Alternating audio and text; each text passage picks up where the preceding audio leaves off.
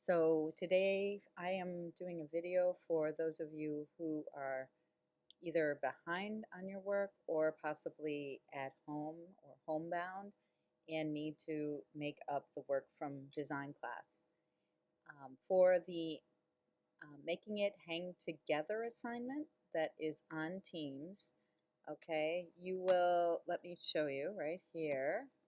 For example, here's the fourth period class. It's also in the third period class though. If we go to assignments, you're going to see two assignments. The mantra assignment can easily be done on paper with colored pencils or markers, so you should read that over and you can do that. You can also take a picture of it to turn it into the assignment. For the making it hang together assignment, in this particular assignment, we are going over the elements of design.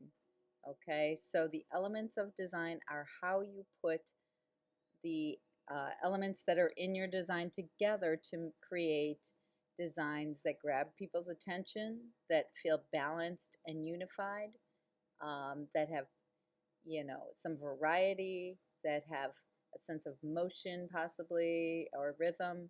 All of those things, you can take a look at the Principles of Design PowerPoint, which has examples for you. Okay, and it goes over the things that you need to include in this Making It Hang Together assignment. Okay, so for example, your design has to have balance. It can be symmetrical, asymmetrical, or radial balance. You can read that over. It should have some contrast and variety.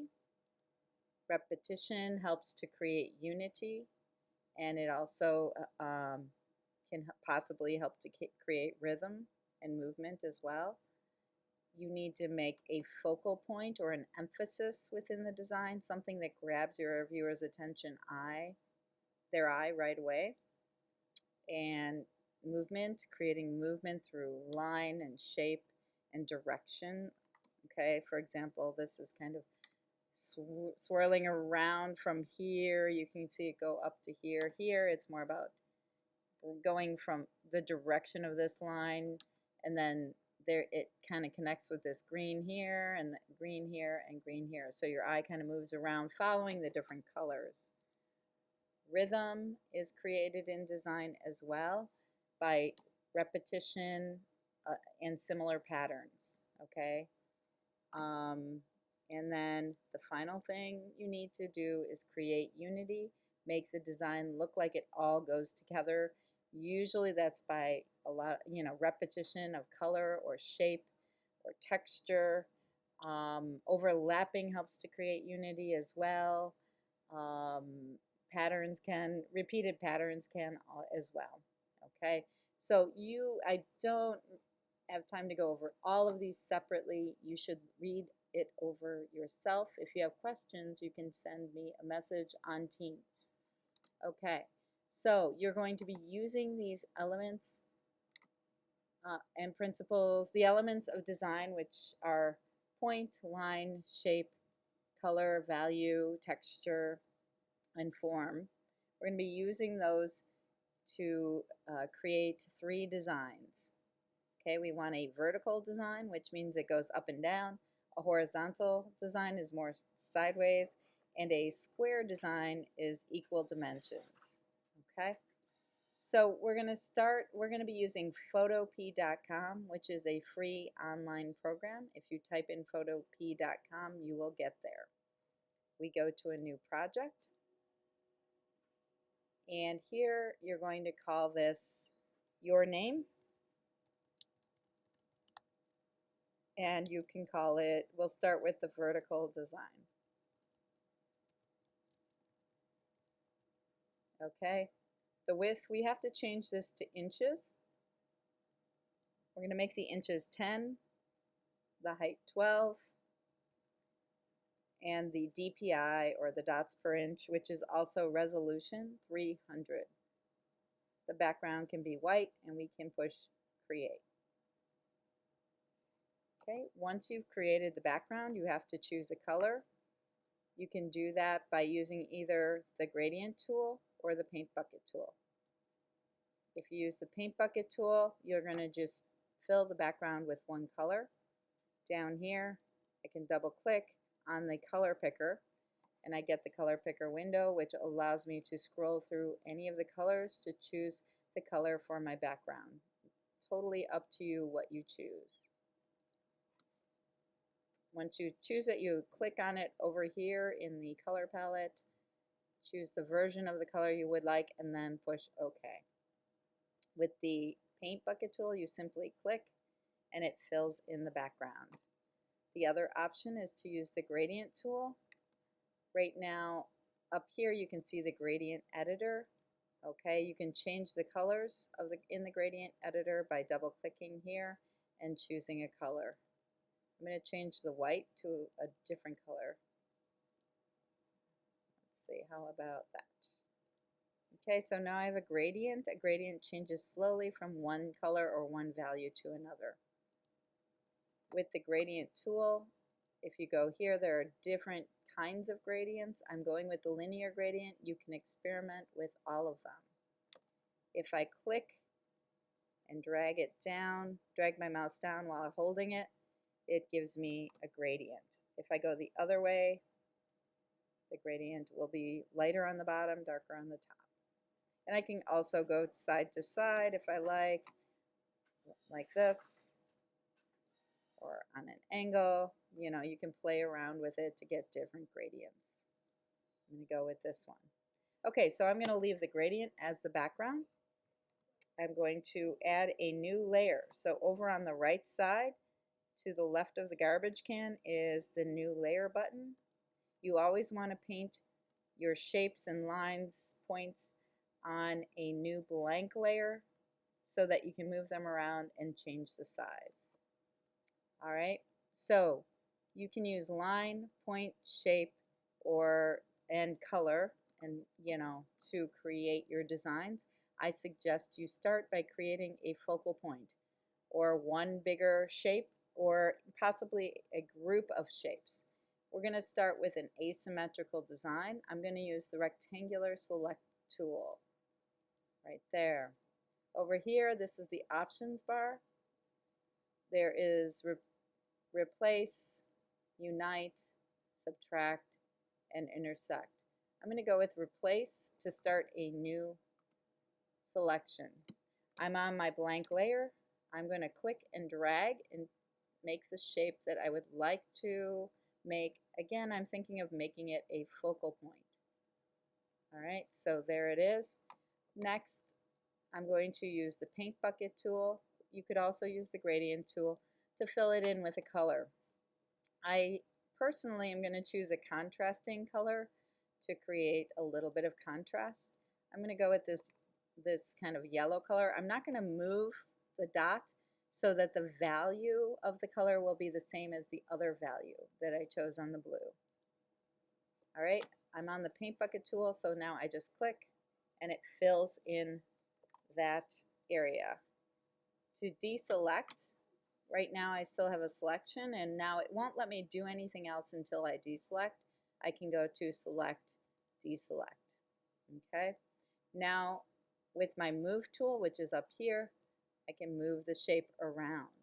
I can also change the size of it and the proportions by going to edit and free transform. Here it's going to allow me to make the shape bigger or smaller. It will let me stretch it or make it thinner as well. So I can manipulate the shape even after it is made. So I'm going to put it a little off center because I'm going for an asymmetrical design. Okay. All right, when I'm done transforming it, there is a check mark up here. I'm going to click on that so that it makes the change permanent. I'm going to add a new layer down here. This time I'm going to add the elliptical marquee tool or the ellipse select. So I'm going to click on that. It is in right. You can see that the rectangular tool, the elliptical tool, lasso, polygonal lasso tool, all of these are in the same drawer. If any tool over here that has a little triangle means that there's more tools underneath. If I click and hold, I get those tools. There's the elliptical marquee tool. Again, we have our options. Just like before, I'm going to go with replace, and I'm going to click and drag. I can make ovals or circles with this tool. Okay. And this time I'm going to go with the gradient tool to fill it in. I'm going to choose a new gradient and make this one kind of a pinkish color or purplish color. And I'm going to make it fade to a lighter purple maybe. Okay. And okay, I'm going to push OK to choose that. I'm going to change it to a radial gradient this time. And I'm going to click and drag. I'm going to try it the other way. Click and drag to the center.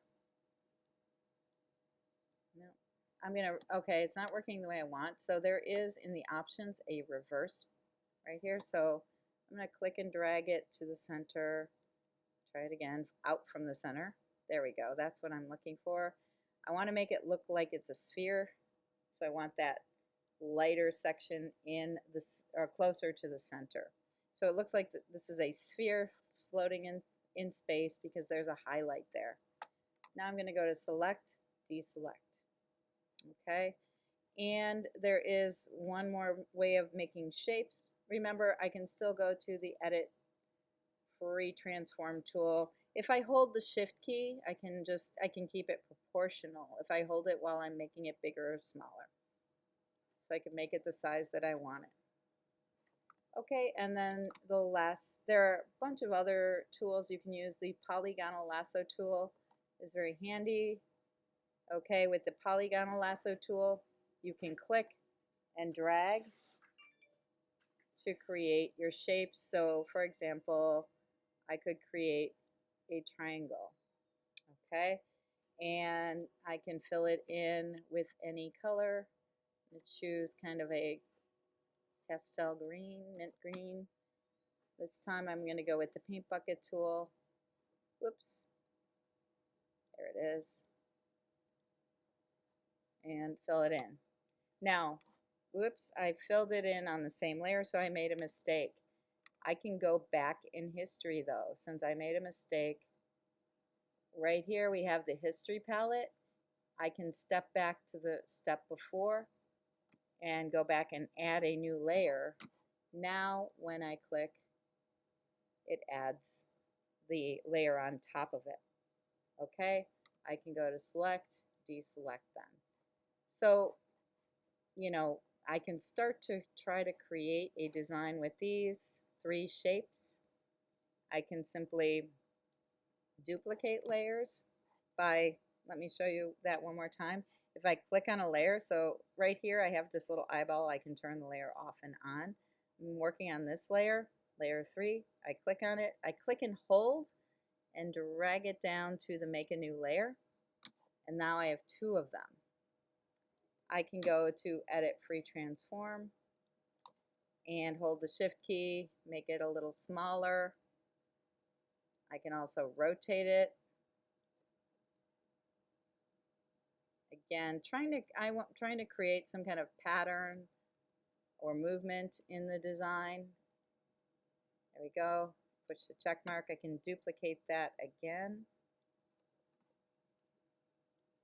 Go to edit free transform and make it a little smaller and rotate it. If I pull the cursor out, I get a double-headed arrow, which will allow me to rotate the design.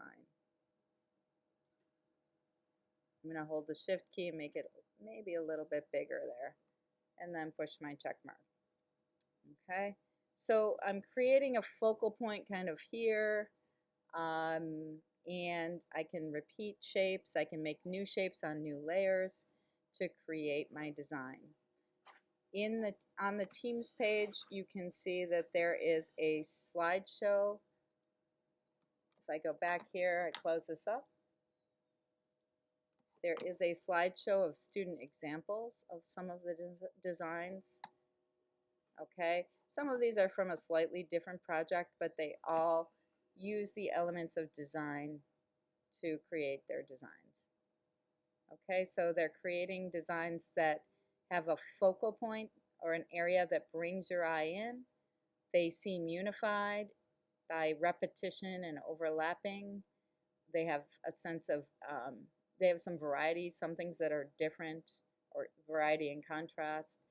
Um, they have some rhythm and movement in them as well. You can do them in any style. You can just use the paintbrush tool to paint. These are all of student examples. Okay, they're using Photoshop, but some of these are actually from last year, and the students did use Photopea. Okay, so are going to, now you could add to this. You can experiment with other things, look things up online as far as other things that you can do in Photopea. I'm going to go to File. I'm going to save it now. I'm going up to File. I'm going to go to Export As. So please go to Export As and export as a PDF, which is a Photoshop document. Click on that. Make sure the quality is at 100%, and you can push Save. It will download the file. Whoops, over here. You can also look in your downloads file. I can then click and drag this onto my desktop, and then I can turn it into Teams. Okay, so I would open up the assignment and attach it to the assignment. You have to make 2 more designs. The other 2 designs, one is going to be a horizontal, so the width is going to be 12, and the height is going to be 10. Okay, I can push create. You do, kind of follow the same pattern as you did before by filling in the background with a color. Okay, you can see that it is a rectangle here. If you push Control plus or Control minus, you can make the picture bigger or smaller. Control plus minus makes it smaller. Control plus makes it bigger. Okay, so again, fill it in, select a layer. Oops, it says I have to select the background layer first. There we go, make a new layer. Real quick, I'm going to show you how to use the brush tool. Here's the brush tool. You can change the size of the brush here or the shape of the brush. You can choose other brushes as well. But here you can change the size. The hardness of the brush, and when it's at 100%, the edge will be crisp. If you bring it this way, it's going to be a soft edge. I'm going to choose a different color.